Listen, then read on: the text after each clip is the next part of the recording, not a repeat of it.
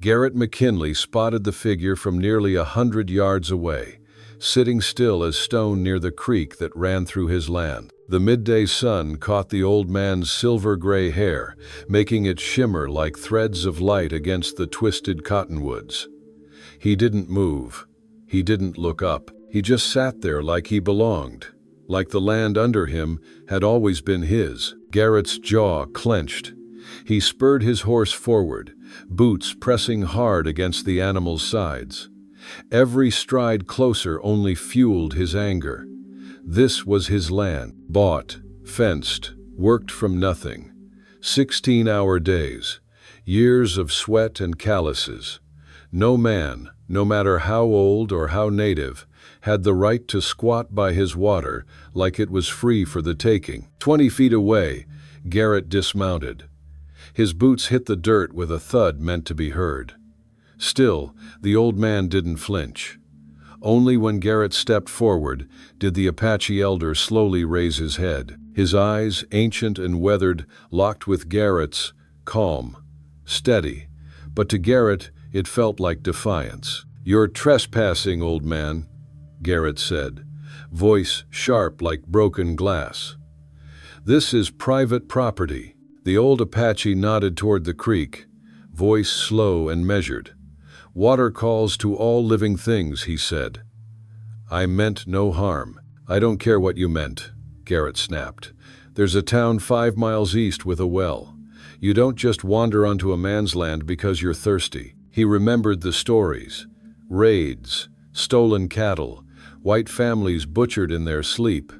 The man before him might look harmless, but Garrett had been raised not to fall for appearances. Indians were trouble. Always had been. The old man placed both hands on a wooden stick and pushed himself to stand. His legs trembled, his shoulders shook. Garrett watched in silence. A part of him thought he should help. Another part, colder, meaner, warned that helping would open a door better left closed. "Make it quick," Garrett said, "and don't come back." Then it happened. Joseph Redhawk's walking stick caught a root. His foot slipped. The old man cried out as his body hit the rocky ground with a sickening thud. He didn't get up. Garrett froze. There, lying at his feet, was a man who seconds ago was a trespasser. Now he was injured, vulnerable, maybe dying. And it had happened here, on his land. He stood in silence, the wind brushing past, the creek still murmuring behind them. One act of indifference, one stumble, and now everything was about to change. If you were in Garrett's boots, what would you have done next? Would you help the man or walk away? Let me know in the comments. The answer might just surprise you. Garrett stared down at the old man lying motionless in the dirt. A thin line of blood trickled from Joseph Redhawk's forehead where he had struck a stone. His breathing was shallow, chest rising in uneven jerks. The Apache's walking stick lay several feet away, snapped in half from the fall. For a long moment, Garrett did nothing. His boots felt heavy, rooted to the earth. One part of him whispered to turn away. This wasn't his fault. The man had fallen on his own. Let him lie there. Let the land teach him a lesson. But another part, quieter, more human, remembered his mother's voice. A voice that had once taught him decency before the world hardened him. A voice that said, "You don't leave a man behind, no matter who he is." Garrett swallowed hard. The practical part of his mind screamed at him to let the problem resolve itself. But that was no longer an option. If this man died here, it wouldn't be a simple matter of paperwork and apologies. This was an Apache elder, and someone would come looking. He knelt beside Joseph with hesitation. "Hey," Garrett said, rougher than he meant. "Can you hear me?" Joseph's eyes fluttered open, unfocused. His lips moved, but the words didn't come out right away. Then, with visible effort, he whispered, "My ribs." Garrett cursed under his breath. The old man had fallen hard. He might have broken something, maybe worse. Garrett couldn't carry him far, But he couldn't leave him here exposed under the sun either. "Can you move at all?" he asked. Joseph tried. He winced in pain, hand clutching his side. Garrett sighed. Against every instinct he'd been taught growing up, he slipped an arm under Joseph's shoulders and helped him sit upright. The old man groaned softly but didn't resist. Garrett felt how light he was, fragile. He guided him slowly under the shade of a nearby cottonwood. Once there, Garrett pulled the canteen from his belt and handed it over. Joseph took a few small sips, then lowered it. "Thank you," he murmured. Garrett didn't respond. He stared at the creek, jaw clenched, heart racing. This shouldn't be happening. He just wanted the man gone. Instead, he was babysitting an injured elder from a tribe his family had feared for generations. Then Joseph spoke again, his voice clearer now. "My son will wonder where I am." Garrett's eyes narrowed. "You got family nearby?" Joseph nodded slowly. "Thomas Redhawk, my son." The name struck Garrett like a thunderclap. Every rancher, every settler for 100 miles knew that name. Thomas Redhawk, leader of the Apache, respected by his people, feared by outsiders. A man known for keeping peace, but also for defending his own without hesitation. Garrett took a step back, mind spinning. "Thomas Redhawk is your son?" he asked, voice barely a whisper. Joseph nodded again. "He is a good son, strong. When I do not return, he will come." Garrett turned his gaze toward the horizon, the same direction Joseph had gestured earlier. Dread pooled in his stomach. If Thomas Redhawk found his father bleeding and broken on a white man's land, there wouldn't be time for questions. No one would believe Garrett hadn't laid a hand on him. They'd see what they wanted to see. They'd take justice into their own hands. Garrett paced near the tree, hands shaking. He wasn't ready for this. He'd worked too hard to build his life, too long to risk it all over a stranger. But now the stranger wasn't just anyone. He was the father of a warrior legend. A gust of wind rustled through the cottonwood leaves. Joseph leaned back against the trunk, eyes closed again, breathing slow but shallow. Garrett looked at him and realized with a sick twist in his gut that he was now responsible for the old man's survival. Not by law, by consequence. If Joseph died here, the truth wouldn't matter. Only appearances would. What would you do in Garrett's place? Walk away and hope no one finds out, or risk everything to save a man whose son could bring a storm with him? Let me know in the comments. What happens next might change everything you thought you knew about justice, loyalty, and survival. The sound reached Garrett before the riders appeared. A distant rumble, faint at first, like thunder rolling low across the plains. Then it grew louder, faster, sharper. The beat of hooves, many of them, pounding the dry earth in unison. He turned toward the horizon, eyes narrowing. A cloud of dust was rising beyond the ridge. Garrett's breath caught. This was not a search party. This was a war party, moving with purpose, moving with intent. His hand instinctively reached for the rifle, leaning against his saddle. "No," a voice rasped behind him. Garrett turned. Joseph Redhawk, pale and barely conscious, had opened his eyes. His hand reached out and grabbed Garrett's wrist with surprising strength. "If you point that weapon at my son," Joseph said slowly, "there will be no words that can save you." Garrett hesitated. The rifle hung at his side, half raised. His heart pounded. He looked at Joseph's face calm. Even now, even with death so near and, something inside him shifted. The riders crested the ridge, 8 of them, their silhouettes dark and imposing against the burning afternoon sky. At the front rode a man who stood out not just by presence, but by the way the others followed him. He sat tall, poised, with a posture that spoke of discipline and years of command. Long black hair trailed behind him, and at his side hung a blade worn with use. Thomas Redhawk. Garrett swallowed hard. Every story he'd heard came crashing back. The man who negotiated peace with the government. The man who never lied, never backed down. The man whose warriors would follow him through fire. The group slowed as they approached the creek, their horses snorting and pawing the dry ground. Garrett could feel their eyes on him. They didn't shout. They didn't raise their weapons, but the silence was louder than a scream. Thomas dismounted in one fluid motion. His eyes scanned the scene. His father, slumped beneath the tree, Garrett standing nearby, rifle still in hand. "Father?"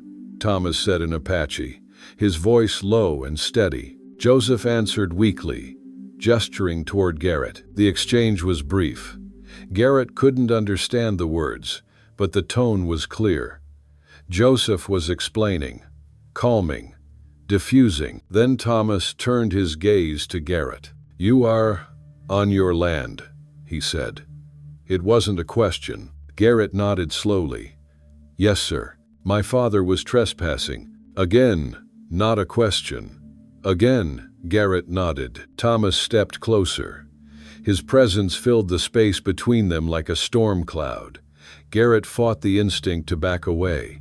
He felt small, exposed. His fingers tightened on the rifle's stock. "Tell me what happened," Thomas said. Garrett looked him in the eye, then glanced at the other riders, still mounted, watching closely. He knew he had no power here, only truth. So he told it. From the moment he saw Joseph at the creek, to the confrontation, to the fall, he didn't lie. He didn't exaggerate. His voice wavered, but he spoke plainly. When he finished, Thomas's expression hadn't changed. His face was carved in stone, unreadable. "You offered my father water," Thomas said. Garrett nodded again. "He was hurt.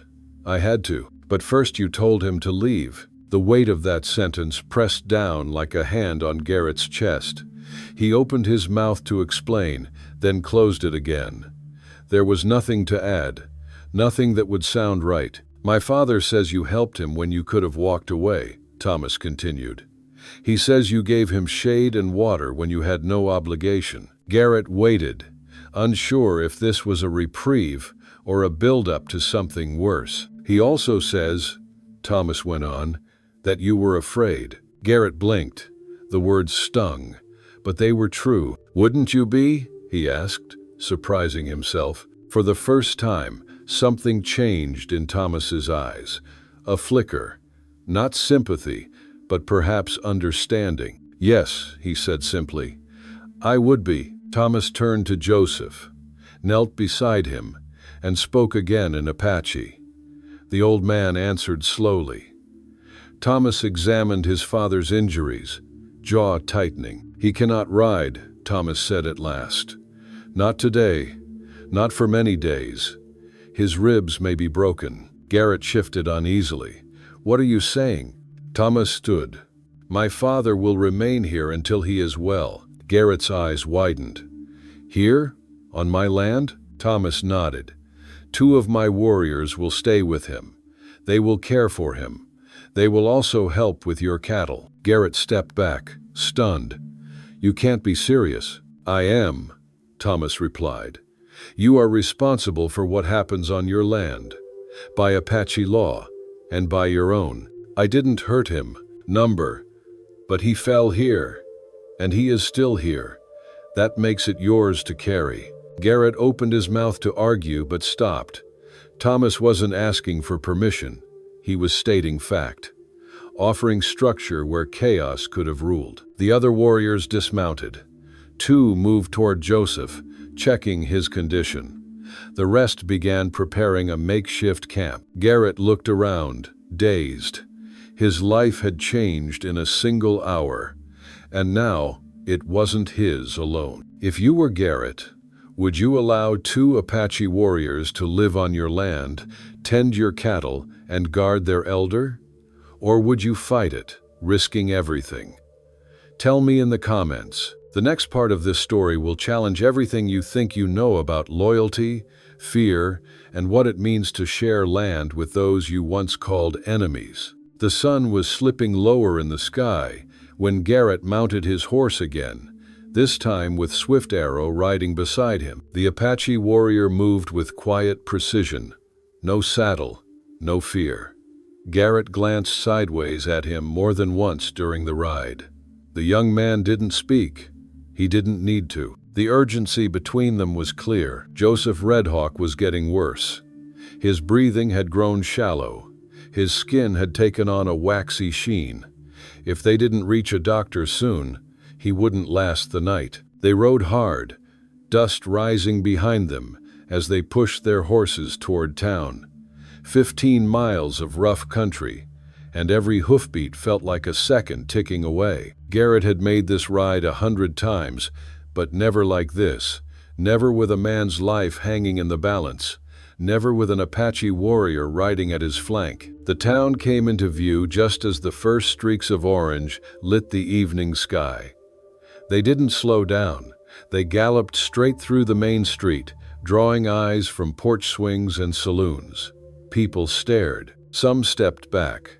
A few reached instinctively for their belts, but no one dared stop them. Garrett pulled his horse to a halt in front of the white building that doubled as both the doctor's office and his home.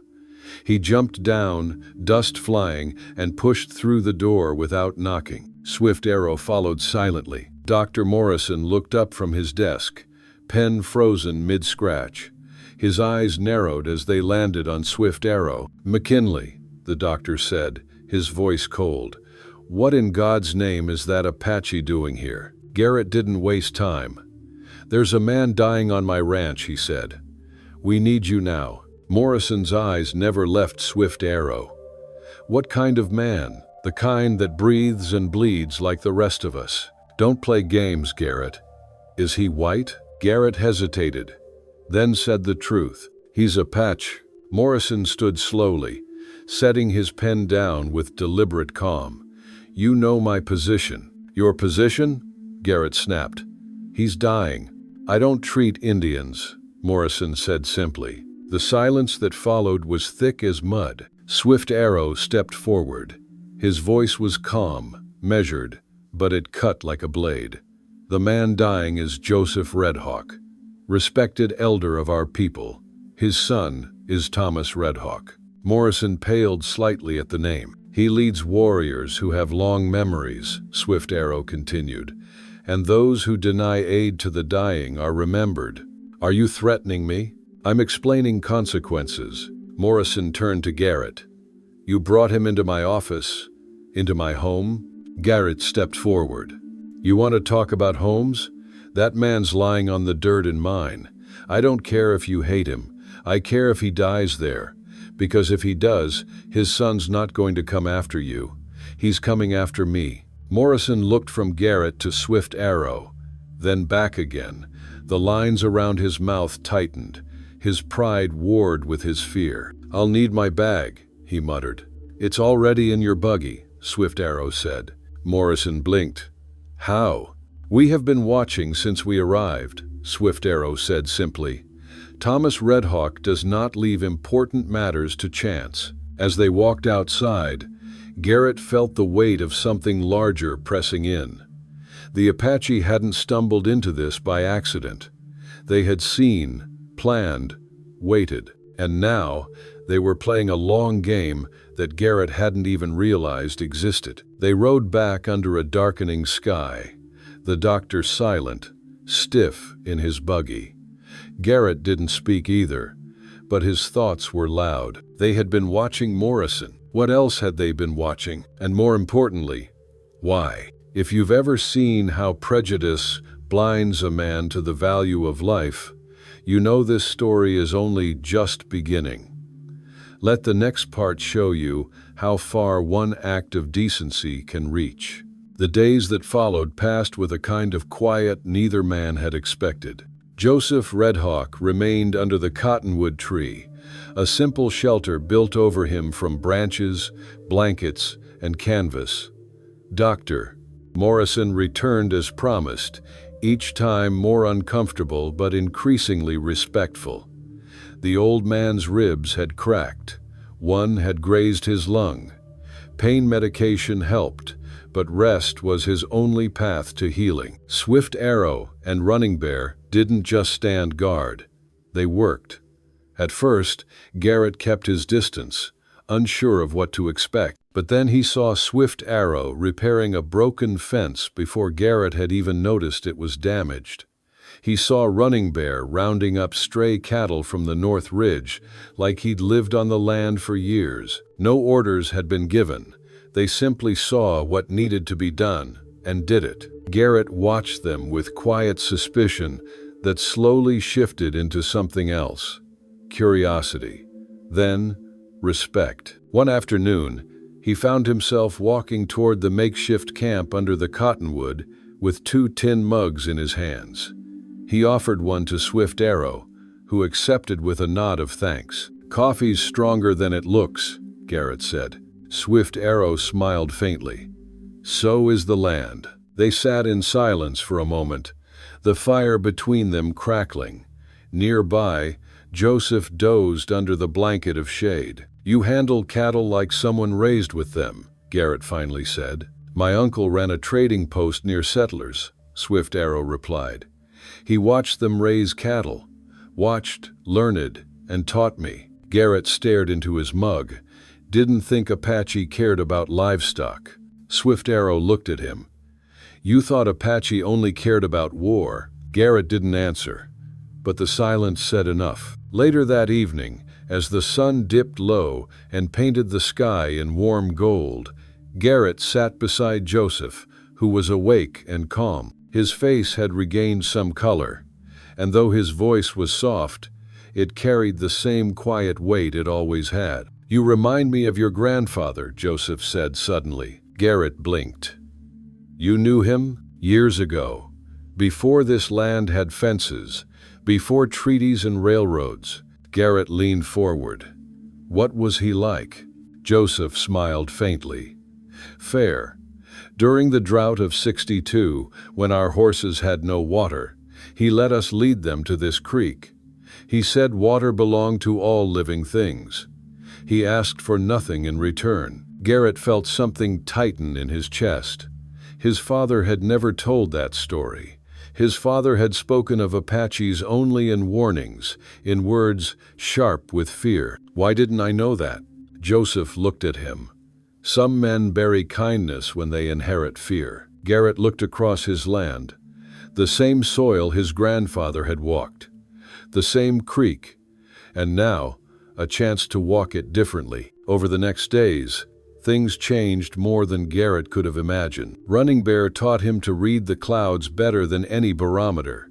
Swift Arrow helped him track 6 missing cows to a shaded canyon Garrett didn't even know existed. At night, they sat around the fire, telling stories, sharing meals, sometimes in silence, sometimes in laughter. There was no treaty, no formal agreement, just understanding, a rhythm found through shared labor and earned respect. And through it all, Joseph watched, a quiet presence, healing not just in body, but in spirit. One night, Garrett caught himself looking forward to the firelight, to the way Swift Arrow spoke about horses, or how Running Bear would predict the weather from the scent of the wind. This wasn't what he expected when he'd first seen Joseph by the creek. He had thought he was protecting his land from a trespasser. Now he was learning he was part of a story much older than he realized. Sometimes what starts as fear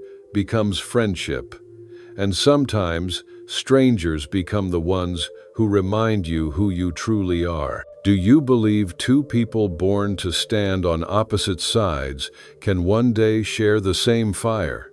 The story isn't over. Not yet. What comes next may change everything. The stars were just beginning to show when Thomas Redhawk arrived again at Garrett's ranch. He came alone this time, without the company of his warriors, and made no sound as he approached the fire. Garrett looked up from where he sat near Joseph, who had just finished another small meal and was beginning to regain his strength. The old man nodded faintly at his son's arrival, then closed his eyes to rest. Thomas took a slow seat across from Garrett, The fire crackled between them, casting flickers of orange and gold on weathered skin and tired eyes. For a while, neither man spoke. They just sat, listening to the wind move through the cottonwoods. Finally, Thomas broke the silence. "The railroad will come through this territory in less than a year." Garrett nodded. He had heard the same rumors.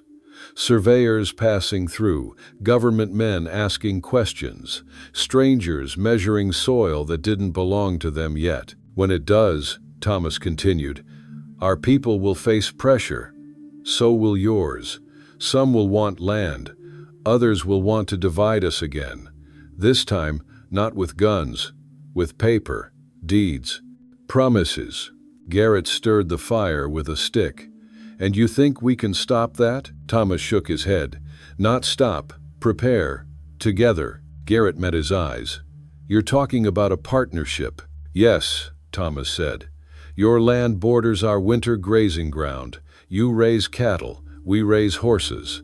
We both understand the land in ways those outsiders never will. If we work together, share water, pasture, even defense when needed, we won't just survive. We'll shape what comes next." Garrett leaned back, considering the offer. Days ago, he would have rejected it outright. He would have seen it as weakness, as compromise. Now, he saw something else: strength in unity, safety and understanding. "This partnership," Garrett asked, "we talk in equals?" Thomas's eyes were steady. "Equal decisions, equal risks, shared rewards. That's the only way it works." Garrett extended his hand. Thomas didn't hesitate. Their hands met over the fire, strong and certain. No contract, no witnesses.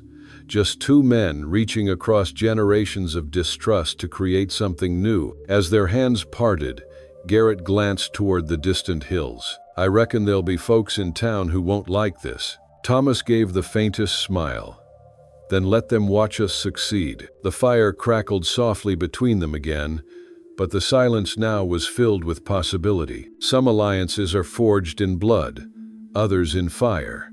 But the strongest ones begin with simple trust. You cannot choose your past, but you can choose who stands beside you when the future arrives. What would you do if offered a chance to reshape history? Would you take the hand of someone you were raised to fear?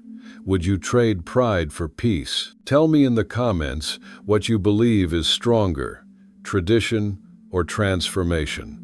And don't forget to subscribe for what comes next, because this story isn't just about two men.